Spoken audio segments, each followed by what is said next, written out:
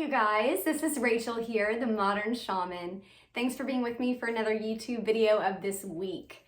If you're new here to the channel, I always suggest and advise and want to send you over to my website, which is themodernshaman.net. There are a ton of resources on there for you if you would like to further develop your spiritual gifts, as well as shamanic healing abilities, or if you would just like to schedule a one-on-one session with me. There's a lot of opportunities there. We also have our YouTube live stream coming up. It is on March 4th at 12 noon Central Standard Time. So I hope you guys will be here. I will be here and we'll be opening up for live dialogue. Those are always so fun and the energy is just really palpable for all that come into that group. So it's a beautiful time of kind of constructive unity to help one another on our path. So all that being said, I'm going to get into the question of this week and we'll dive into the video topic. So this one says, "Hi Rachel, I have watched you for a while and appreciate your videos so much. Thank you for breaking things down into such a bite-sized piece.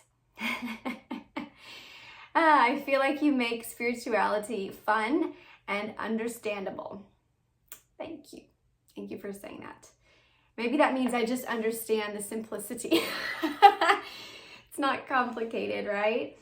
Oh, that is a Zen concept because it's kind of complicated but not complicated at the same time.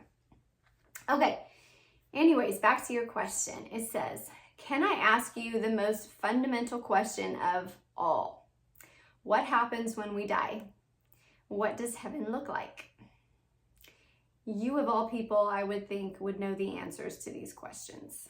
You would think. That's awesome. I love that you broke it down to the simple, right?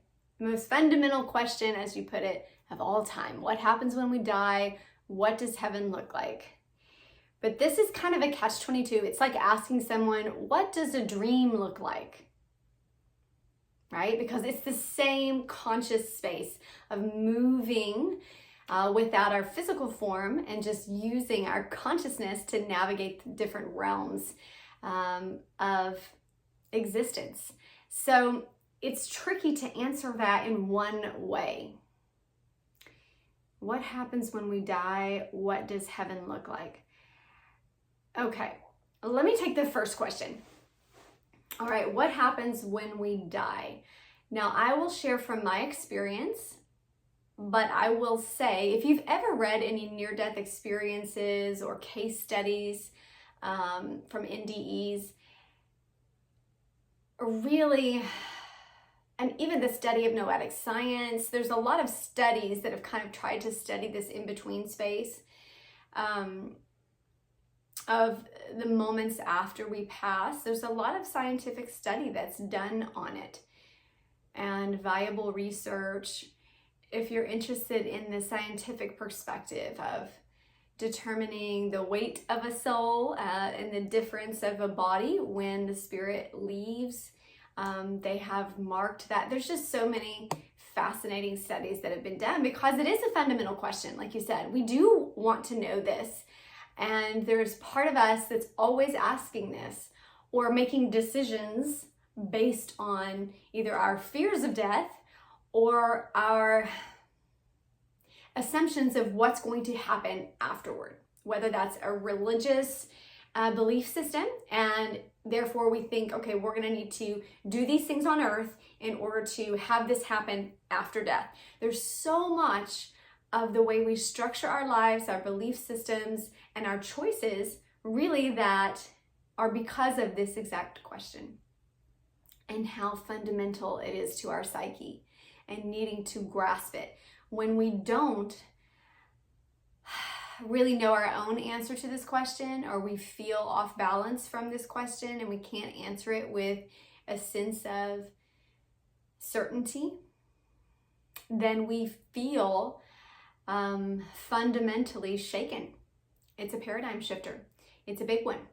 And it's that root chakra issue, right? Of security and safety and being able to move forward in life with a sense of trust in the universe. So, all right, so I'll answer it.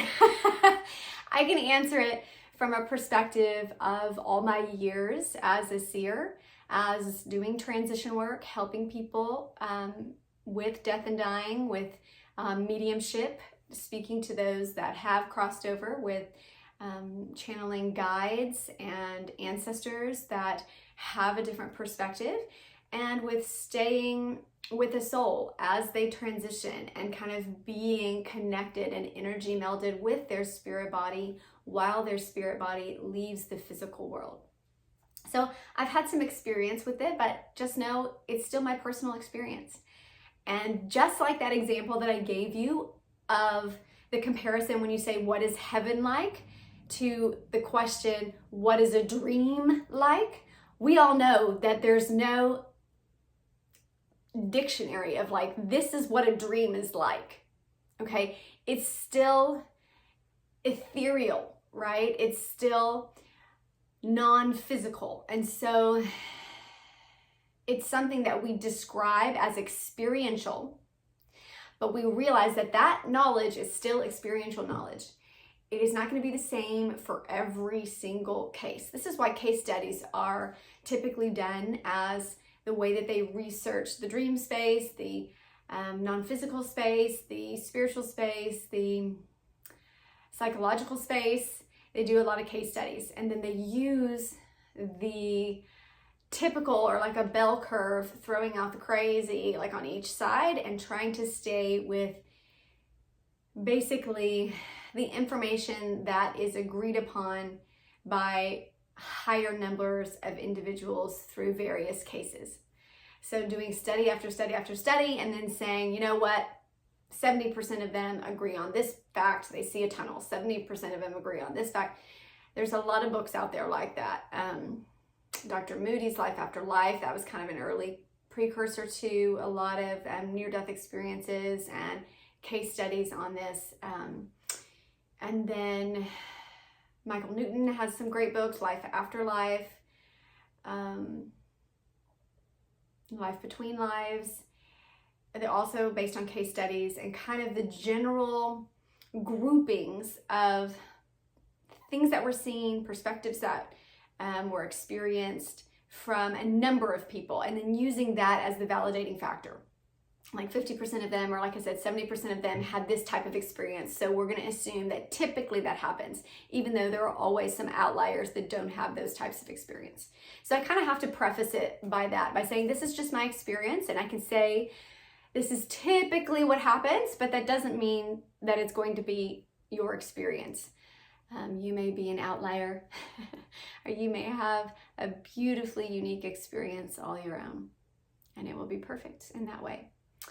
So from my experience, being with spirits as they are transitioning out of the form, typically they go through what seems almost like a dream state in between, where this also is true of Alzheimer clients that I have that have Alzheimer's, or coma, patients in a coma, or even those who have disassociation, to where essentially they're living more out of the body and in their auric field than they are in the physical form. So when we begin to transition, that starts to take place to where our spirit begins living more from our spirit body, or our auric field. And if you're familiar with that term, our spirit essentially is larger than our form, okay? But typically for when we're focused, or we're doing something hands-on, we're creating, we essentially compress that spirit into aspects of the body that function for us, right? Like cogs and wheels and a gear of our neurological system, our endocrine system. We essentially are using the system of the body. And when we begin to leave the functionality or the system of the body, or we prefer not to be in it, sometimes trauma can do this. Like I said, we can have disassociation, which can be trauma-induced. Something bad happens in the physical experience, and we essentially start living from our auric field out of body, right? Kind of airheady, not feeling like we're very attached to our thoughts or functions in the everyday waking world. And so we are more experiencing our spirit from outside of the body. This is typically what begins to happen when we start to let go of the body. This is part of the death and dying process. And when it happens naturally, it can be a beautiful and kind of a graceful release. Now, at times, if there's fear involved, then sometimes we kind of we reach back, or we don't quite let go. We don't quite fall into the grace of it. We have fears around it that may be very deep-seated, or questions that were never answered, or concern about leaving our loved ones. There are many reasons that people choose to stay in this state longer than they need to. However, whatever that state and process is, essentially the spirit begins to dissipate out of the form and move more into the auric field. This is oftentimes where you hear also about people who have had near-death experiences where they're still in the room where their body is, or they're seeing themselves on a surgery table, or they're seeing themselves at their funeral, or they're seeing themselves, they're still connected to the body. It's almost like a tether. Oftentimes it looks like that, almost like the tail of a genie, you know, like a bit of a form still kind of connected into the body, or connected into the auric field, which is like a sphere or an egg around your body, typically about 5 feet out. And so a lot of times I will see that kind of tether, that they're still kind of connected to the body, and they don't have that sense of total release from their form yet. Then once they pass through that and they move through essentially a sense of acceptance of the release of the body, typically we go through an experience of reunion. And this is where a lot of times I will see ancestors come in, and I will see loved ones. I see pets sometimes when I'm in a mediumship session with someone who's wanting to connect with, say, their father who just recently passed away. A lot of times when I connect with them, they'll be in the time of celebration or reunion. And so I'll see them, but I'll see all these others around them. And this, again, you're outside of time. So these are not necessarily linear sequences that you go through. You may go through them at different times. They may feel simultaneous. But for us here on Earth, it seems like a linear process. And depending on when we tune into them, they may be in that process of reunion. Now, I will say something that I have seen not often, but I do want to mention it because I have seen it. That sometimes when someone has had a particularly traumatic passing, or a particularly traumatic life, they may go into like a cocoon of kind of regeneration, where they are just smothered with love. A lot of times it looks like this golden light that's almost like a womb space when I see them. And it's obvious it feels fantastic when I'm in mediumship and connecting with them. So I can only imagine what it feels like in that actual womb space. And it's literally like they are being given back the fullness of their energy, of their own spirit, of their own love, and just cocooned in this space of regeneration. Sometimes that happens first. It may happen at different times, like I said, when they're out of the body. But essentially, most people, when they leave the form and just continue through spiritual realms, they have a sense of reunion, they have a sense of regeneration. Then there also comes a time when it's almost, that reunion time is typically ancestors and those that they are familiar with, as well as spirit guides, as well as those from past lives that suddenly now they remember who they are. They're reunited with, if they have other planetary experiences and missions or things that they were doing, a sense of job or purpose. There's a larger awareness and answering of, I don't want to say the question of who I am and what was I doing on Earth, but it's very basic like that, of like answering that soul question and the question of family, of dynamic, of support and purpose is answered or kind of comes together for you at that time. Then there's a time of review, which is what some people call like your past life review, or depends on your spiritual and religious perspective, but some people call different things. Judgment, the day of judgment. It doesn't feel judgy to me, in my experience, when I've been with souls as they have been in that process, it's more like you looking at your own life, but you have the support of your counsel. And the support is a lot of like emotional energy, because sometimes those things are hard to watch, and you have access to various perspectives. So if you're watching a scene of your life, or you're experiencing it, it's not so much watching it, it's almost like you're experiencing it again. And when you're experiencing it from that review perspective, if there was another individual that, say, you did something to them that harmed them or hurt them, then you also have access to feeling and seeing and experiencing it from the other individual. And so you have that complete perspective of each event that you're reviewing. And there's a sense of you, I don't want to say judging. I don't feel like judging is the right vocabulary, but I don't know that we have a word for it. I just almost feel like it's an assessment. It's an awareness. It's like, oh, I get it. Oh, I see. And it almost feels like all the puzzle pieces get put together, because the web of life and the perspectives that are inclusive in that webbing all come together. And you have accessibility to see each perspective, to understand why it was important that you did what you did, or why it was important that the other person did that to you. It all makes sense. And so it's not so much, in my experience, like a judgment as it is an understanding, a time of being able to understand it all and put all the pieces together of why this had to happen and why I said this or they did this, and it just all starts to make sense through that perspective.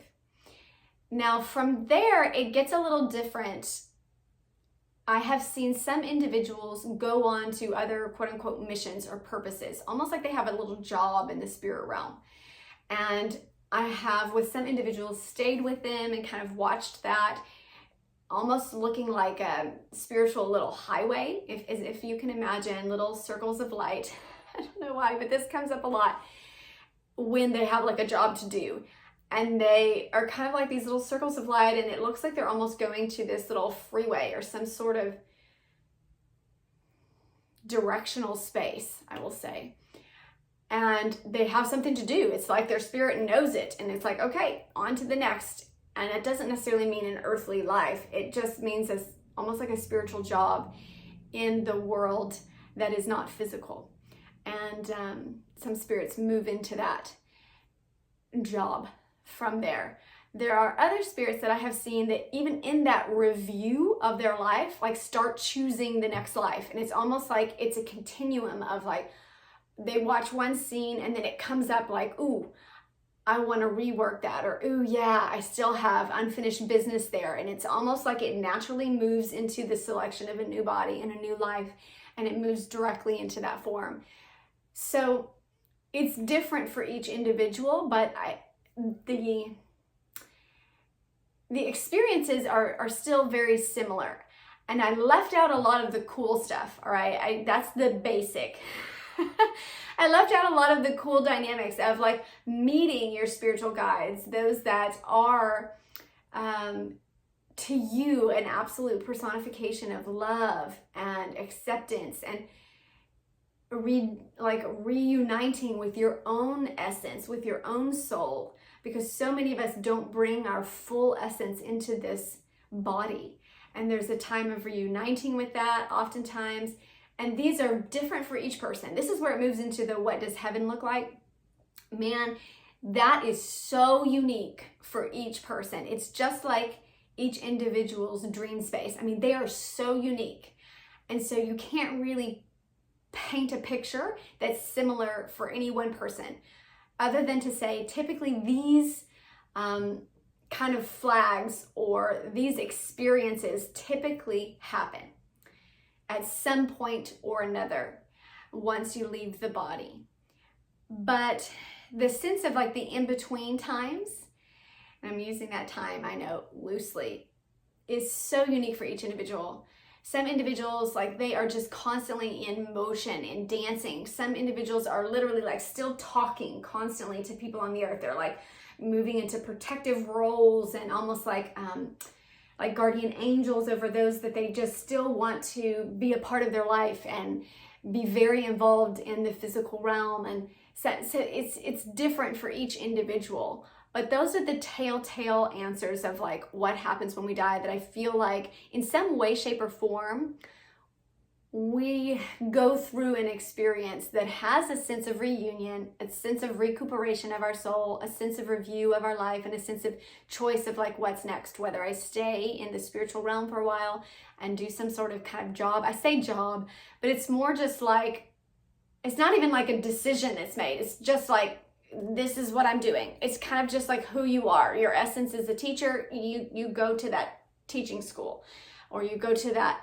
realm of teaching. It kind of just pulls you into a mission, or sometimes it pulls you into another lifetime, and that's just been my experience.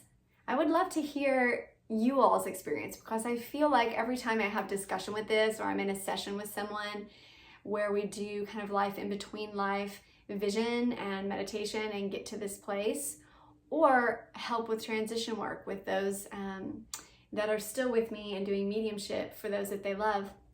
This space is such a sacred and holy and beautiful, like just glorious space. So I would love to hear from you all if any of you have had even dreams or memories. Sometimes this awareness comes up through meditation, a deep sense of trance and memory of what happened in your past life and how it was in between lives. Some of us can access this even through our own spiritual gifts, this realm. Or maybe you have had a personal experience of a near-death experience, or seeing that for yourself as a sense of premonition or awareness of what's on the other side. I would love to hear from you all on that and kind of leave it open in the end. So I hope that was helpful to you. I'm going to sign off here. Mwah! Blessings. I'll be back here next week with another video.